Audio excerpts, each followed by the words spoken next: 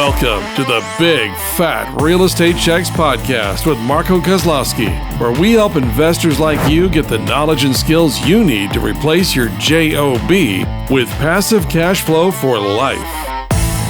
Hey everyone, welcome to Big Fat Real Estate Checks, the podcast where we give you as much value as possible. My name is Marco Kozlowski. I'm here with Francesco Galluccio and Gabriel Araish, also known as Superman in his background today.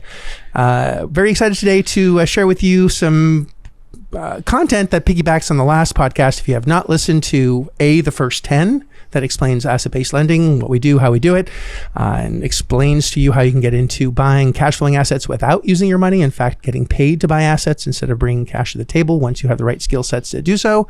Listen to those. And of course, the last podcast where we tried to define success or help you define success so you are not going through life, without specific goals and understanding exactly what's important to you and how you're going to get those results, and aligning yourself as well with the right people, which actually is going to be our next podcast. So don't miss that.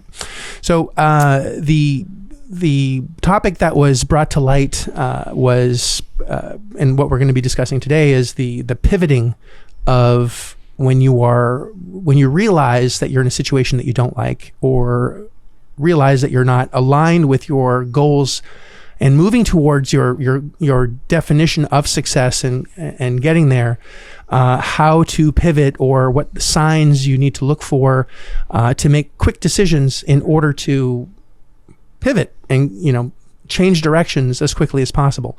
I know in many instances and situations, relationships, it took me years to figure out that I wasn't happy. And then once I had that realization, it took me another few years to figure out, what to do next, and lost a lot of time. Or on projects, did the same thing, or in partnerships. So, and now it's almost instantaneous. If I don't like something, it's instantly pivoted. If there's someone that in one of the businesses that I have that isn't doing what they're supposed to be doing, they're immediately gone. I know Gabe will most likely discuss that as well. And so how to see the signs and avoid years of pressure cooking, not losing a lot of precious time in our lives, because that's all we really have, and how to navigate around that. We'll do our best to have this discussion. Of course, it's going to be different for everyone, and what everyone's goals and issues are. Can't nail them all, but at least give some insight on that, and some personal situations that we've had to go through in order to to pivot quickly. So who wants to go first? Frank, do you want to go first? Do you have a Okay, story? I'll go first. in line? Yeah. Well, my story, it's basically what I mentioned in the previous podcast. Is my problem is I didn't pivot fast enough. So I was with if you know my story, I was with this the federal government senior officer there. Had my fun there, but I knew at a certain point, and this is going back, I knew that I wasn't happy no more. I knew that my goals weren't aligned with the government. I got into the government just to, again, my seasonal goals was, hey, get into the government. It's a secure job. At least that's what everyone thought. Secure job. You got your benefits. Get into a house. Get married. All that jazz. What everyone else wanted, right? But I was also came from a family of entrepreneurship. I wanted to have my own business, and to have your own business, I needed money. So that was my pivot from going from college, university into that job right away to gain that money so I can open up a business, which I did eventually, but it just took me a long time to do it. And then when I wasn't happy anymore with the government, I was like, you know what? I had to turn a different leaf. It wasn't aligning with my objective, my goals anymore. And my goals was I wanted more money. Ultimately, I wanted a certain lifestyle, and the government wasn't going to give it to me, even if I did climb that corporate ladder. Like I alluded to before, when you're when you're working for someone, you can almost kind of predict what you're going to be making in 3, 5, 10 years, even with modest increases each year, which is not a bad thing. But if your objective was to, okay, you know what, I want a home here in Toronto. I also want a home in Florida. I want to be able to travel between both of them, and I want to do what I love doing, which is something in business, and that's why I gravitated to real estate. I have a legal business, and actually I just pivot from that. My legal business, I just shut it down. I just contacted my my attorney, my CPA, sorry, to do the winding down, because I know, like Marco, I know that was lingering. I don't want to do it no more. It's not aligning with my new objective, and it's taking too much of my time. I got to cut it loose. I'm not going to do what I did with the government 24 years later. So I actually cut it loose right now. 2021 is the last year for my legal business. Not because it didn't make me money. It made me money, but it's not aligning no more with my goals. So learning to pivot right away when you see something or when you're going through something that you don't like doing no more. It's not enjoyable no more. Like you said, Marco, time's precious, and I don't want to be doing shit that I don't want to do no more. And that was one thing I don't want to. I want to focus my attention on other aspects of my life and developing other adventures or joint ventures, if you want to call it, into something bigger and better. How long did it take you to realize once you weren't happy? And then once you weren't happy, how long did it take you to actually pivot into something else? Oh my God, with the government? Yeah. I think I overstayed my welcome by at least 7 years. So that 7-year period, could it have been shortened? What would stop you from shortening that? You know what? From 7 years into 6 months, or that's the this is the moment in time that I really want to focus on this podcast is why is it 7 years? Why not 5 years, 3 years, 2 years, or 6 months, or 4 days? Right. What you weren't happy day 4, and 7 years later, enough was enough, and there had to be some sort of explosion, right? An event of some kind that says, okay, now I'm really done. Like, I can't do this anymore. So how do we help the listener and ourselves in talking through this? Because it's not a conversation we've ever had as a team. How do we recognize our unhappiness in a situation or a project or anything that we're doing in our life and shortcut this misery so we're not wasting the precious time that we have on this planet? Because we have a limited amount of time, and it's what we do with that time that matters, right? So how do we help each other and the listener? For me, it was fear of the unknown. I didn't leave right away. I knew I had to leave, but I was fearful because at that time we were starting our family, and my wife had a bridal shop that she closed just to be home with the kids until they went to school. That was her goal. I want to be with my kids till they go to school. She didn't want, to get a babysitter or whatever. So in order to align that, I had to stay with the government because I didn't know no other path. I didn't know, I knew I wanted to get into entrepreneurship, but I think it was mostly fear. Oh my goodness, if I get into something which is going to involve money and time, what if I can't now support my current lifestyle that I built over the last 20 something years? I would be taking a step backwards. So it's the unknown and not having the right people in my life, of that unknown component. And I wanted to get into something, and when I dabbled and I came across you, Marco, that's like, he can show me the path. I can align myself with him because he's already done it. And you need some. So if to sum it up, fear is one thing. It's fear of failing and getting out of something, because once you leave, then you kind of left. You're not going to go back. So I knew I had to leave, but I just didn't know how. That was the thing. I didn't know how and who to go to. That's interesting because fear, I guess, is a big part of most people's decision making. Even though it's easy to say that it shouldn't. I think fear it's always going to be present. It's just the way you or how much space you give it in your decision making that's going to change. But I hear you, man. Fear is. I mean, we've all gone through it to a certain extent. I mean, just I think being comfortable with being uncomfortable is kind of part of that process of being able to pivot quickly, in my opinion, because of that fear. It's always going to be present every time there's change that's coming up, or every time that there's change that's needed. And you'll know when change is needed. You'll feel it. You're probably going to be miserable inside for a long time, or hopefully not so long. But I think that process of shortening it is going to depend on your ability to render yourself comfortable with being uncomfortable. And being uncomfortable in this case is just making that change and living through the ups and downs that change is going to come with, knowing that the light at the end of the tunnel is always going to be a lot brighter than the one you're leaving. So I think that's what's going to help at least that's what helped me.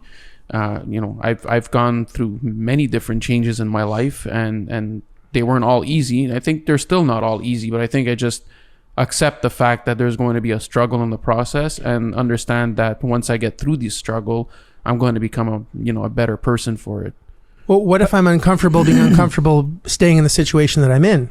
But that's exactly what happened. Right? I had fear of leaving the government, but I also had fear of staying with the government, that I wasn't going to achieve what I wanted to achieve. So your fear of staying at that point outweighed your fear of growth. 100%. So I had to be uncomfortable, get something out of my element, but I know being uncomfortable, that means I'm growing. I'm doing something.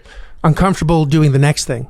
Exactly. Yeah. Right. But you have to first recognize that you're uncomfortable. But how many people, this? How many are listening right now and going through life just making agreements with themselves? Only 3 more years to retirement. Only 5 more years. When I retire, I'm going to travel around the world. Like you've shared this story of someone you met in the elevator and say, go travel now. Never made it to retirement. Died before retirement. We make agreements with ourselves to do things and push them off later. Doing that, right? Yeah. Stemmed by fear.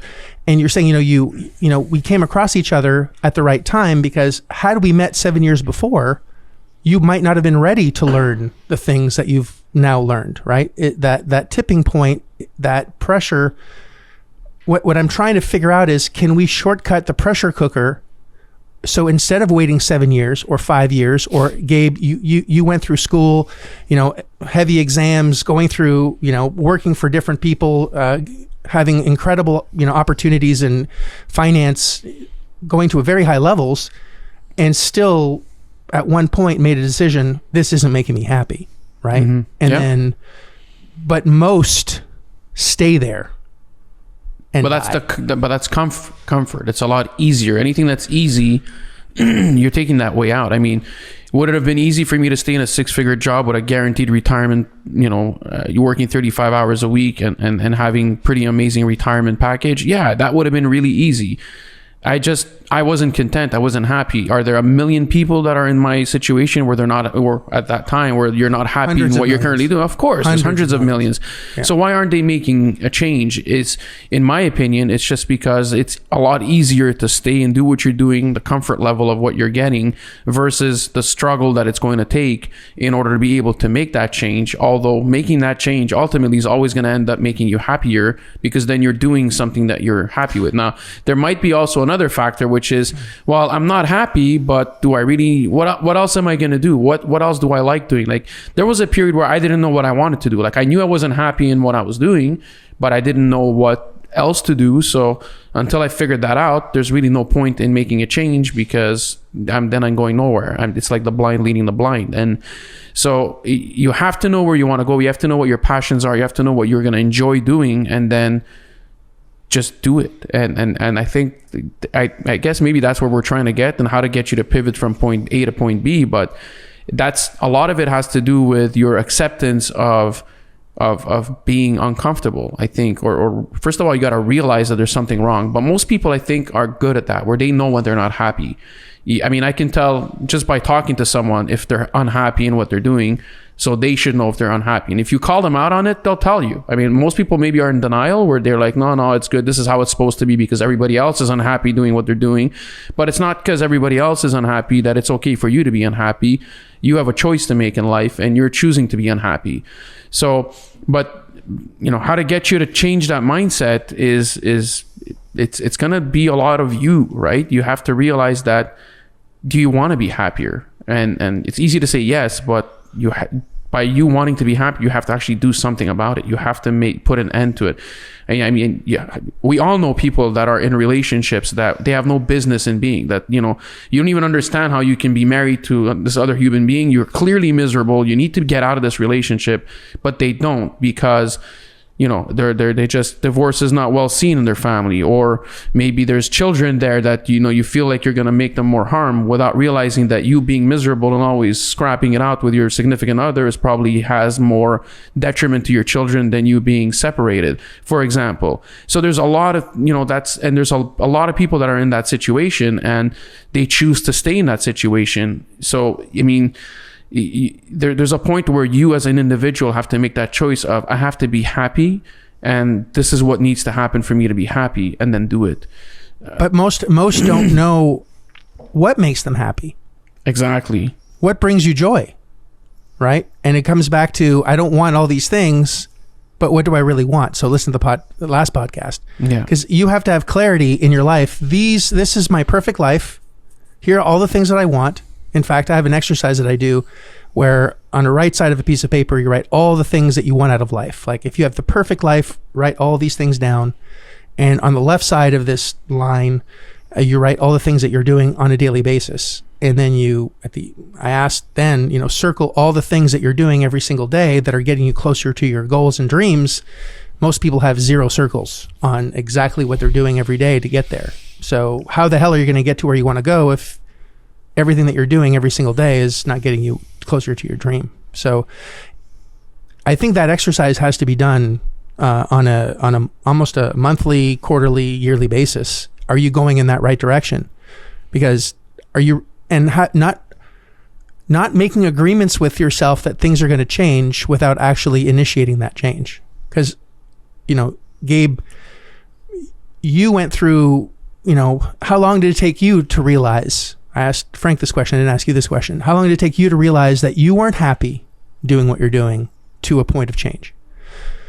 Wow, it was a couple of years, at least 3 to 4 years, where I knew that I didn't want to do this anymore. So when I started at the securities regulator, I really loved what I was doing. I could clearly see myself there for a long time because I really enjoyed that aspect. But I always had, and I mentioned this in the last podcast, this dream of exiting a business. So I knew that being there, that was never going to happen. There had to be a change. And I think I was waiting for that moment where an opportunity would present itself, where a company would want me in their, in their corporation with...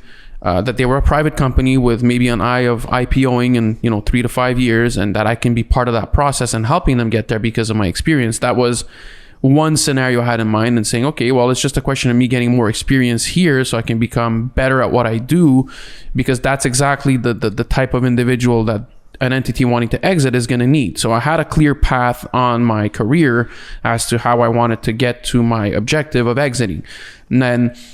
But then remaining an employee, and as I kept moving forward at that company, I realized that there was a lot of politics internally, and that not everyone was necessarily treated equally the way they should be based on the regulation. And that's when I realized I can't stay here because my values don't reflect what their values are. And that's when I knew there was a trigger. So, but rather than be fearful of making a change, I started making the change. Maybe it's just by luck of the draw where I kind of met you and the process of real estate, the way it's done right. Because I've always, like I said, I've always had this entrepreneur in me. So I did do real estate right away. I understood that real estate was the right vehicle.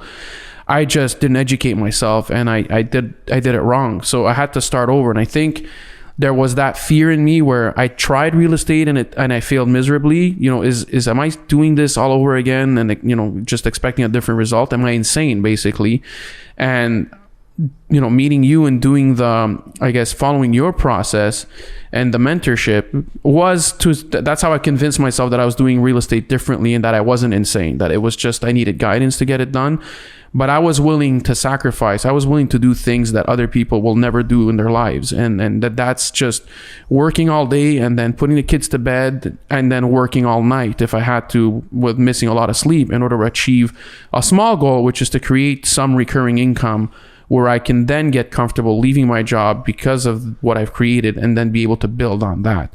So that took me about 3 years to do. But I think once I knew I was unhappy, I did do something to change, because it wasn't like peeling off the Band-Aid. It was kind of a structured, more long-term type of change. And maybe it hurt me in the process, because I didn't sleep much in those 3 years. I lost a lot of hair, hair amongst other things.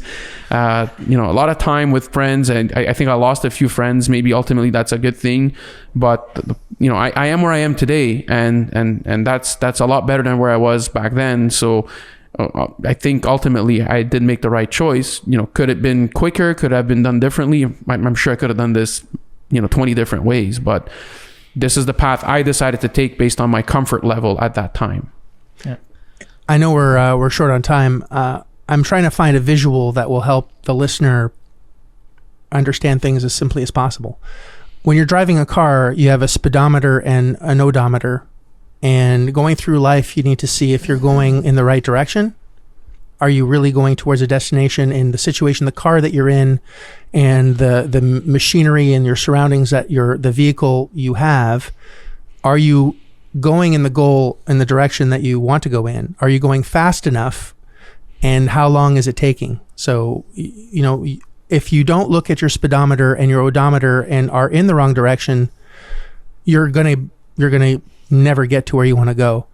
And if you aren't clear as to how to get to your destination, you get a GPS. You get a series of mechanisms, people that have been there, a sensei, a mentor, someone that has the experience. You invest in that machine, and it tells you how to get there with the right speed and accuracy, if I can distill all that. And you just have to know where you want to go, how fast you want to get there, and take measure as to are the actions that you're taking getting you exactly where you need to be and when.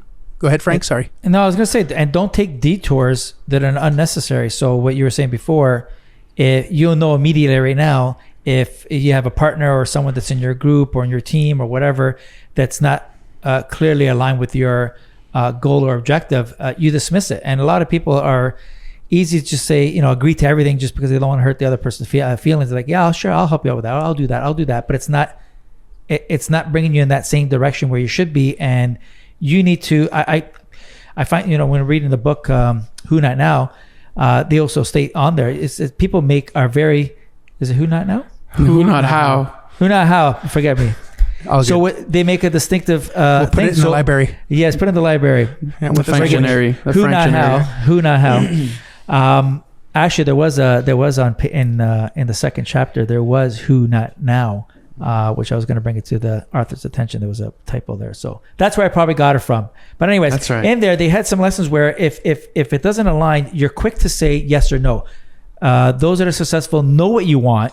Whatever you're going to get into, is this going to help my cause or not? And you can make a decision on the dime and not procrastinate it or not, fish someone along the way. So making that distinct decision, yes, this is going to help me and that other person, or it's not, let me just continue moving or driving in this case. Is it serving or not serving? And is it the right direction that we want to get into in speed? So I think we nailed it as much as we can for now, at least. And hopefully this was helpful. Make sure that you're clear on what you want. Align yourself with, is this what you're doing now really serving you? And if it's not, how are you? There are people, there are who's that can help you, give you feedback to get back onto the path that you really need to. And sometimes it will be painful, and it has to be. And it's not going to be easy, but you're going to be very grateful that you went through the process. As Gabe said, there were actions that were taken that he had to give up something in order to get exactly the life that he wants. And if you want the life that you want, there has to be things that you're willing to let go of in order to get really what you want out of life. And on that, guys, appreciate you both. Listener, like it, love it, share it. Hopefully this was very valuable. Appreciate you very much. Have a fantastic life by being clear as to what you want, exactly how you're going to get there, have clarity, and surround yourself with the right people that will help you get there and achieve those goals. Crush it. Bye for now. If you like this episode of Big Fat Real Estate Checks, then show some love by leaving a comment and a good rating. Also, as a thank you for tuning in today, we've got a special free gift. The journey to passive cash flow for a life starts by finding deals, and it's easier than you think. Simply go to getdealsbytuesday.com, enter your email address, and we'll send you a free quick start course called Deals by Tuesday. Even if it's 11 p.m. Monday night, this course will show you how to find discounted real estate deals by Tuesday. It's that fast and simple. Go to getdealsbytuesday.com and start your journey toward life-changing cash flow today. Thanks for tuning in, and we'll see you on the next episode.